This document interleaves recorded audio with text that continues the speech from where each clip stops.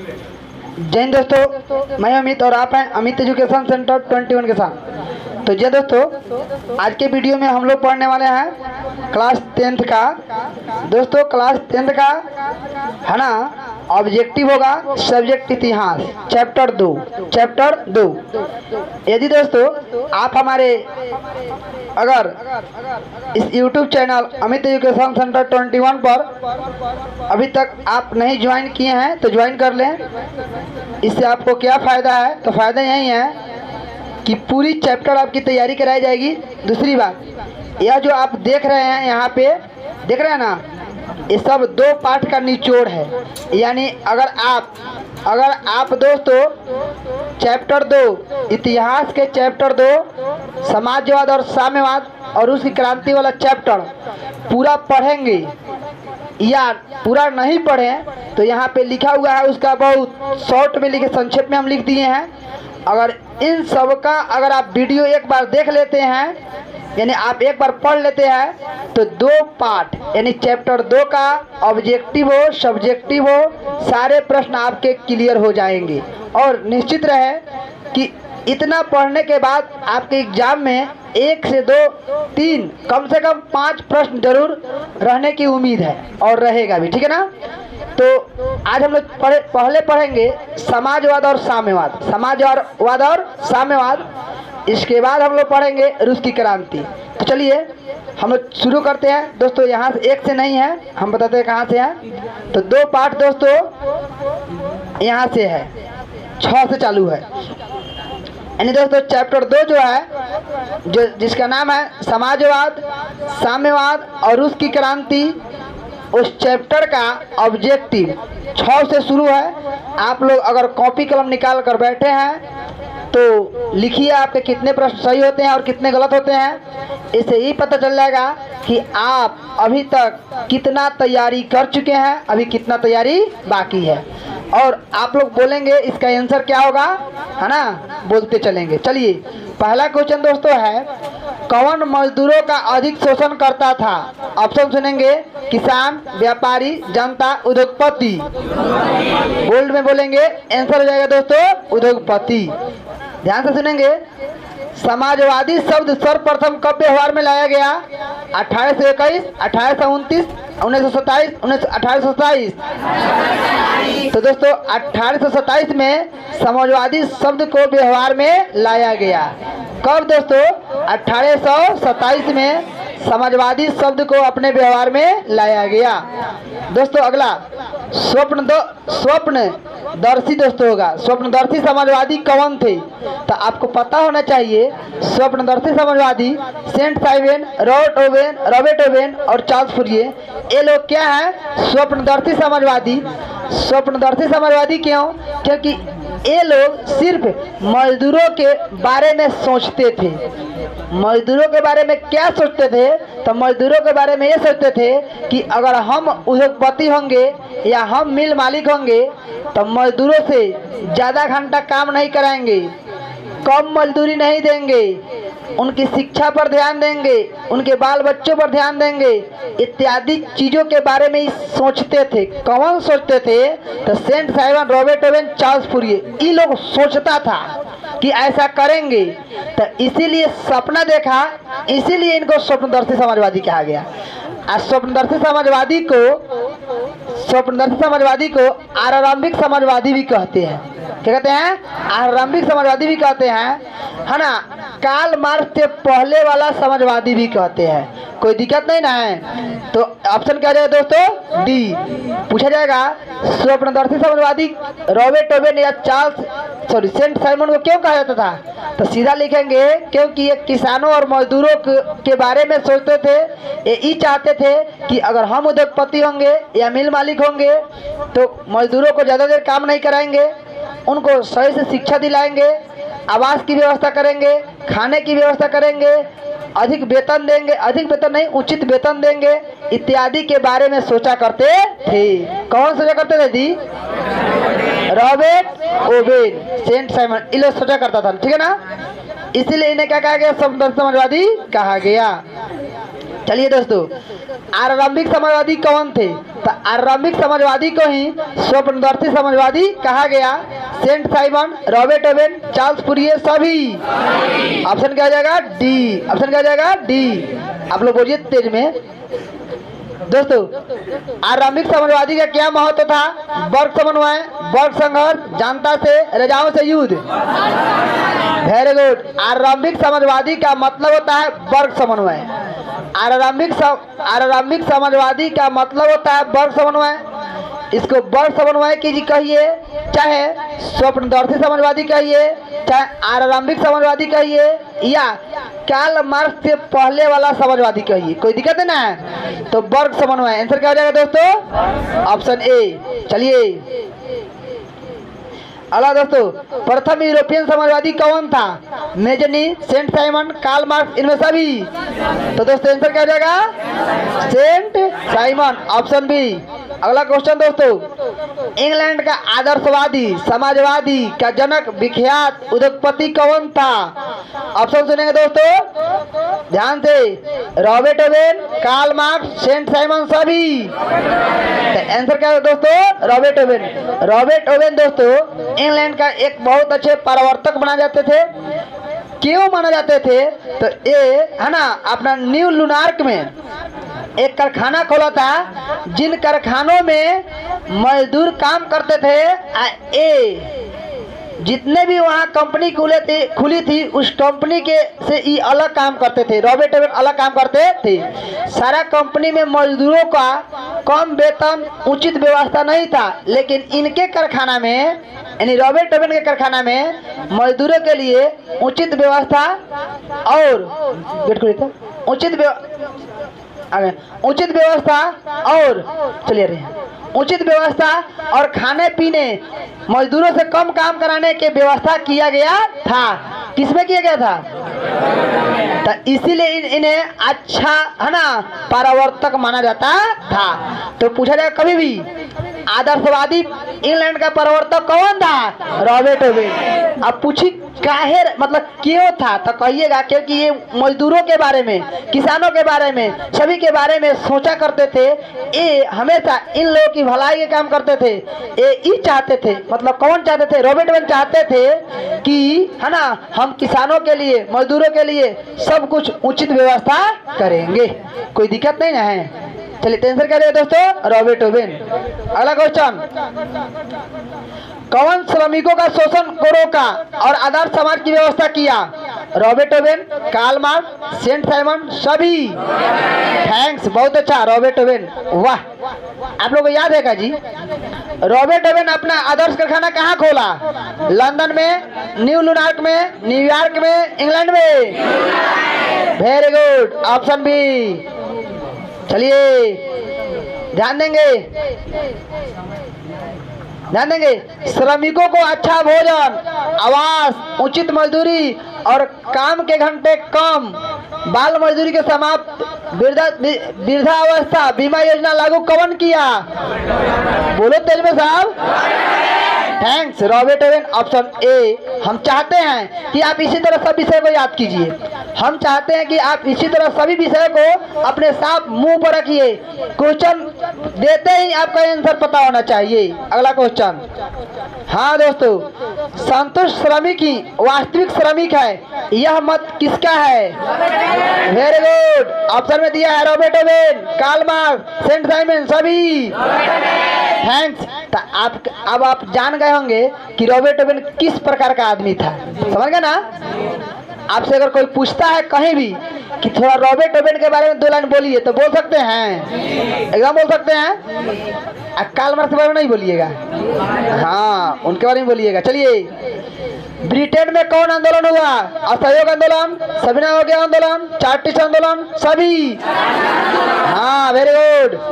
अब आ गए Karl Marx, याद है ना भाई? कार्ल मार्क्स भी एक प्रकार का बहुत अच्छा हीरो था, नायक कह सकते हैं, बहुत अच्छा एक्टिंग किया था।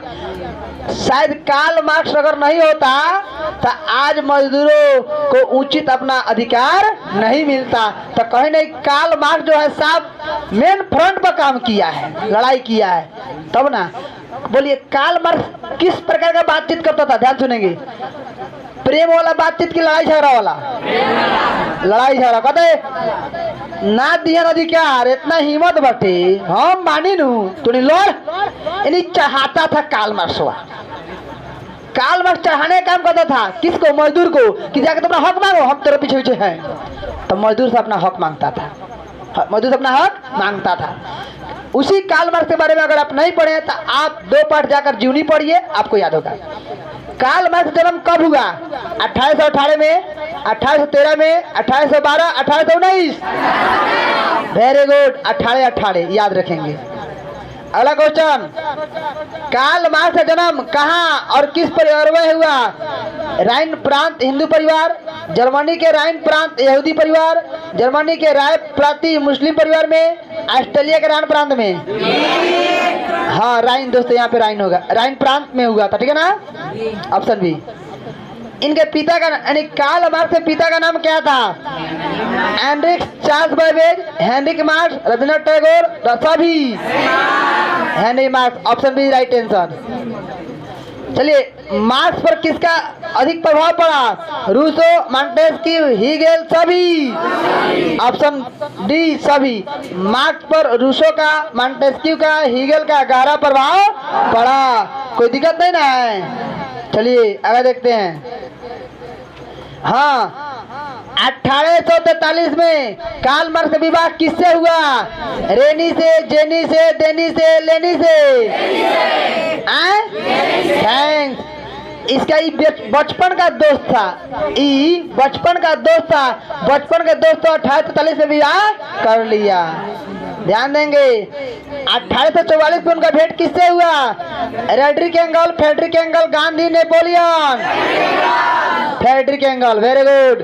फ्रेडरिक एंगल कहाँ रहता था? पेरिस में। चलिए, आधुनिक समाजवाद का जनक किसे कहा जाता है? कार्ल मार्क्स को, चार्ल्स दशम को और नेपोलियन को, सभी को? कार्ल मार्क्स को। बहुत अच्छा दोस्तों। कार्ल मार्क्स के द्वारा लिखा गया पुस्तक का नाम क्या है? Das Kapital, Indica, Mahabharata, Gujarati. Very good, Das Kapital. Thanks. ध्यान देंगे। मजदूरों ने इस पुस्तक को क्या कहा? यानी मजदूरों के द्वारा जो दास कैपिटल लिखा गया उसको क्या कहा गया? यानी समाजवादियों की Bible. Option B right answer. चलिए, यानी आपके चैप्टर 2 समाजवाद और साम्यवाद से जितने प्रश्न आने की संभावना वो समाप्त होते हैं। अब उसी चैप्टर में रूस की क्रांति है, रूस की। अब इसको देखते हैं तो आप बताएंगे आपके, है ना, मतलब 15-20 प्रश्न में कितने आपके गलत हुए हैं? एक भी नहीं। चलिए, याद कर लिए हैं? याद किया गया, समझ के समझे हैं? कहीं भूल नहीं पड़ेगा साहब, एकदम फिक्स याद रखिए। 20 फरवरी 2025 तक, उसके बाद कुछ भी हो जाए। 20 फरवरी 2025 तक अगला मिशन, 20 फरवरी 2025 तक याद रखना है, माइंड में रहना चाहिए। माइंड में जितना भी कचरा सबको निकाल कर प्रेस कर लो, ऐसा भर लो। चलिए, अब रूस की क्रांति में आते हैं दोस्तों। ये मेरा मोबाइल नंबर हुआ। चलिए, हाँ तो रेडी हैं आप लोग? रेडी हैं? चालू करें। हर्षित कुमार खड़ा हो जाएंगे। ये आपका प्रश्न है 2 करोड़ का। अगर जवाब देते तो आपको 2 करोड़ का इनाम मिलता है। रूस में शासन किसका था? रोमनो वंश, बुर्बो वंश, लुई वंश, सभी। रोमनो वंश। कंप्यूटर महोदय ऑप्शन को लॉक किया जाए। चलिए, आपका प्रश्न गलत नहीं हुआ, सही। आप जीते 2 करोड़, बढ़ जाएंगे। रोमनो वंश। Sit down. चलिए, खड़ा हो जाएंगे। आप खड़ा नहीं हो? हाँ, खड़ा हो जाएंगे। आपका प्रश्न मात्र 50,000 का है। कंप्यूटर महोदय क्वेश्चन दिया जाए। क्वेश्चन सुनेंगे आपके स्क्रीन पर। जार का अर्थ क्या होता है? ऑप्शन सुनेंगे। जनता, राजा, किसान, मजदूर। कंप्यूटर महोदय लॉक किया जाए। इनका प्रश्न सही हुआ। चलिए, इनको मिला 50,000। थैंक्स। रूस में जार को क्या कहते हैं? चलिए, बहुत अच्छा। में जार कैसा था? राष्ट्र प्रेमी, अत्याचारी, संघर्षशील, इनमें से कोई नहीं। वेरी गुड, अत्याचारी। थैंक्स। रूस में कितने क्रांतियां हुआ? 3, 4, 2, 5। Very good, 2। कौन क्रांति विफल हो गया? 1999 वाला, 1905 वाला, 1948, 17। Very good, 1905। चलिए, हाँ, ग्रेगोरियन कैलेंडर। चलिए, इस प्रश्न का जवाब कौन देंगे? तो शशि कुमार। आपका खड़ा देंगे शशि कुमार। आपका प्रश्न है 10,000 वाला। देखते हैं अब जीतते हैं हारते हैं। कंप्यूटर महोदय क्वेश्चन दिया जाए, ध्यान सुनेंगे। ग्रेगोरियन कैलेंडर जूलियन कैलेंडर से कितने दिन पीछे चलता है? 6 दिन, 13 दिन, 19 दिन, 7 दिन। 13 दिन। कंप्यूटर महोदय लॉक किया जाए। आपका प्रश्न सही हुआ, आपको मिलेंगे 10,000, बैठ जाएंगे। यानी 13 दिन पीछे चलता कौन calendar? Gregorian calendar. Julian calendar से 13 दिन पीछे चलता, कोई दिक्कत नहीं ना है। अगला क्वेश्चन गलती है। चलिए, जार निकोलस द्वितीय किस क्रांति में अपनी राजगद्दी छोड़ी? मार्च में, फरवरी में, 1905 में, ए और बी दोनों? हाँ, very good, option D right answer.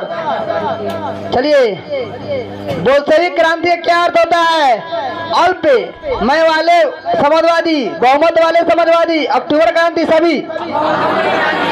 अक्टूबर क्रांति भी कह सकते हैं आप, बहुमत वाले भी क्रांति कह सकते हैं। रूस में 2 क्रांति हुआ, एगो बोल्शेविक, एगो मेंशेविक। बोल्शेविक का मतलब बहुत सारे लोग भाग लिए थे, मेंशेविक का मतलब बहुत कम लोग भाग लिए थे। कोई दिक्कत नहीं ना है। चलिए, जूलियन कैलेंडर किस देश में प्रभावित था? अमेरिका, भारत, रूस, फ्रांस। Very good. चलिए, रूस का सम्राट जार अपने आप को क्या मानता था? जनता का प्रतिनिधि, ईश्वर का प्रतिनिधि, यहूदियों का जार, सभी। Thanks, option B. रूसी सोशल डेमोक्रेटिक पार्टी ने किसको संगठित करना आरंभ कर दिया? किसानों को, महिलाओं को, मजदूरों को, कोई को नहीं, किसान और मजदूरों को। ऑप्शन बी होना चाहिए, ए और बी होना चाहिए, ए और बी।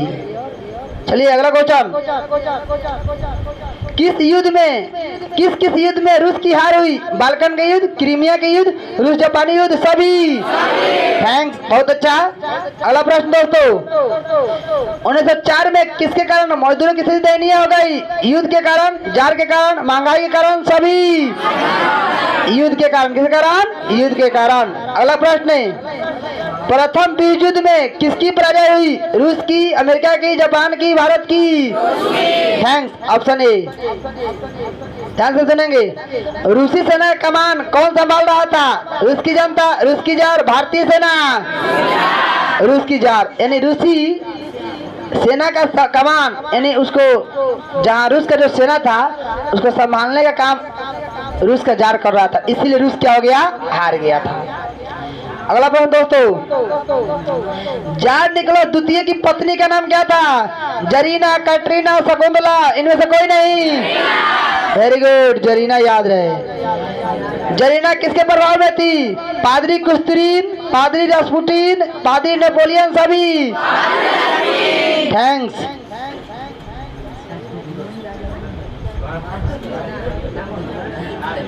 एक मिनट दोस्तों,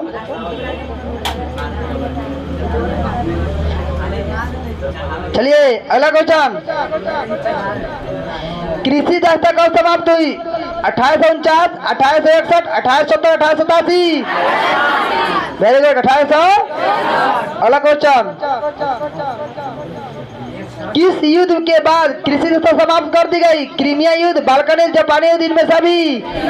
क्रीमिया युद्ध। किसके युद्ध के बाद? क्रीमिया युद्ध। रूस के विख्यात लेखक कौन थे? लियो टॉल्स्टॉय, गोर्की, इवान तुर्गेनेव, सभी? सभी। आगे देखते हैं, टॉल्स्टॉय द्वारा लिखा गया पुस्तक का नाम क्या था? युद्ध और शांति, फादर एंड सन्स, रूस, गोर्की, सभी? वेरी गुड, युद्ध और शांति। माँ उपन्यास के लेखक कौन है? Gorky, Napoleon, Metternich, Charles Babbage. तो दोस्तों इसका आंसर हो जाएगा गोर्की। हाँ गोरकी। ध्यान देंगे, रूस में रोमनों वंश के शासन समाप्त होने के बाद रूस का उत्तराधिकारी कौन बना? Mazzini, Lenin, Stalin, Kerensky. हाँ, जब रोमनों वंश का शासन समाप्त हुआ तो केरेंस्की बना, और जब केरेंस्की समाप्त हुआ तो कौन बना? लेनिन। और लेनिन का समाप्त हुआ था स्टालिन। चलिए, अप्रैल थीसिस कौन लिखा है? Lenin, jar, Napoleon, Garibaldi. तो अप्रैल थीसिस तो लेनिन लिखा है। कौन लिखा है? लेनिन। ये मेरे दोस्तों अपना पोस्टर हुआ मेरा ही है ना, मेरे चैनल का नाम हुआ यहाँ पे है ना, अमित सेंटर 21, और ये मेरे कोचिंग का नाम है। और यह जो कोचिंग है आपको है ना शरीयतपुर में है। यहाँ देखते हैं आपको दिख रहा होगा फुल मार्क्स है ना, 418, मैथ में 99, यहाँ मैथ में देखिए 94, यहाँ मैथ में 90 है ना। ऐसे क्रम से यहाँ पे दिया गया है।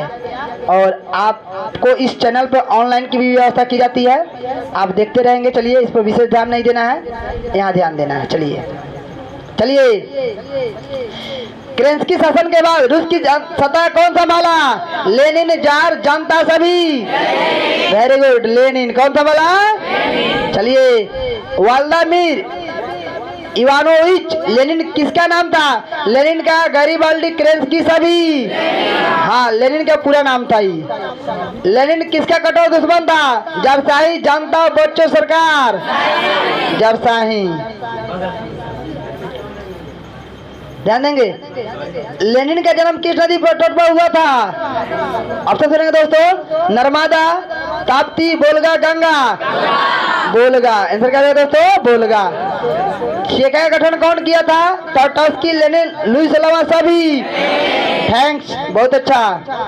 लाल सेना गठन कौन किया था? टॉटस्की, लेनिन, लुईस लवा, सभी। दोस्तों, एक लाल सेना, एक लाल कुर्ती है, तो लाल कुर्ती कहेगा तो गैरिबाल्डी, और लाल सेना कहता टॉटस्की।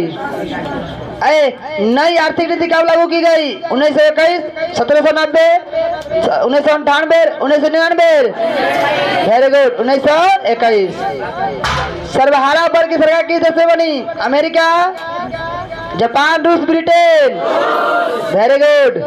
लेनिन के मृत्यु के बाद रूस की राजगद्दी किसको मिला? मेजनी को, जार को, केरेंस्की को, स्टालिन को। वेरी गुड, स्टालिन को। थैंक्स। चलिए, ये मेरा अपना फोटो हुआ, ठीक है ना।